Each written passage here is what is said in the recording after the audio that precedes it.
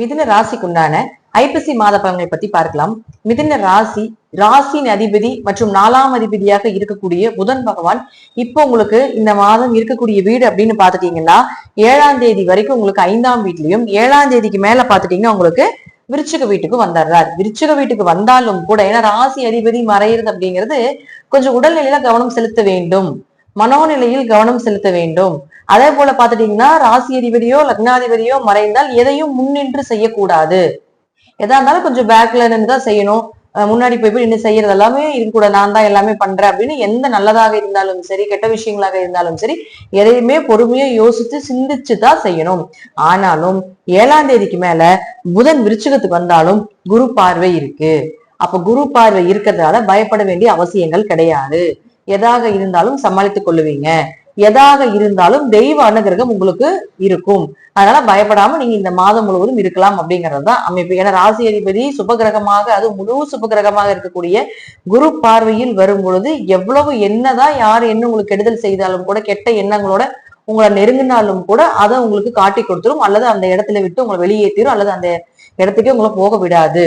அதனுடைய தொடர்புகளையே வைத்துக் கொள்ளாத அளவுக்கு உங்களுக்கு இந்த குரு அப்படின்னு சொல்லக்கூடியவர் காப்பாத்தி கொடுத்து விடுவார். அதே போல பாருங்க சூரியன் அப்படின்னு சொல்லக்கூடியவர் உங்களுக்கு 3ஆம் அதிபதியாகி அவர் இருக்கக்கூடிய வீடு அப்படிங்கிறது பாத்துட்டீங்கன்னா நீசத்துல இருக்கார். ஆனாலும் இந்த நீசத்தில் உங்களுக்கு சூரியன் இருந்தாலும் கூட 16ஆம் தேதிக்கு மேல சுக்கிரன் அப்படின்னு சொல்லக்கூடியவர் பாத்துட்டீங்கன்னா உங்க ராசிக்குள்ள, அதாவது 5ஆம் வீட்டுக்குள்ள வருகிறார். அப்போ அந்த டைம்ல பாத்துட்டீங்கன்னா இந்த சூரியனுடைய நீசம் இந்த சுக்கிரனுடைய தொடர்பு ஏற்படும் பொழுது நீச பங்க ராஜயோகத்தை பெறும்.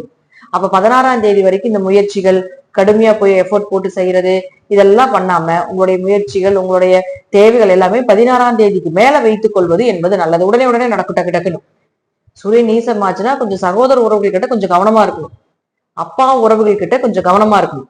அப்போ இந்த சூரியன் நீசமானாலும் இந்த சுக்கிரன் அப்படின்னு சொல்லக்கூடியவர் சூரியனோட தொடர்பு கொள்ளும் பொழுது சுக்கிரன் அங்க உங்களுக்கு என்னங்கிறாருங்க, ஆட்சி பலம் பெறாரு. அப்ப நீச பங்க ராஜயோகத்தை பெற்று பலமாக அமரப் போகிறார் சூரியன். அப்ப சுக்கிரன் யார் உங்களுக்கு 5 மற்றும் 12ஆம் அதிபதி. அப்ப 5 மற்றும் 12ஆம் அதிபதியாக இருக்கக்கூடியவர் உங்களுக்கு தெய்வ அனுகிரகத்தை கொடுக்கக்கூடியவர், குடும்ப ஒற்றுமையை கொடுக்கக்கூடியவர். 16ஆம் தேதிக்கு மேல உங்க குடும்ப தேவைகள் எல்லாமே பூர்த்தி பண்ணுவீங்க, சந்தோஷமா இருப்பீங்க. குரு பார்வை பெறக்கூடிய புதனாக இருந்தாலும் கூட உங்களுக்கு நன்மைகளையே கொடுக்கும். சூரியன் நீசமானாலும் ஒரு சில விஷயங்கள், அதாவது கூட பிறந்தவங்களோட பேச்சுவார்த்தை நடத்துறது, ஏதாவது கடினமான உழைப்பை போடணும்னு நினைக்கிறது, யாருக்காவது போய் ஏதாவது உதவிகள் செய்யணும்னு நினைக்கிறது, இதெல்லாம் கொஞ்சம் 16ஆம் தேதி வரைக்கும் கொஞ்சம் தவிர்த்துக் கொள்வது என்பது நல்லது.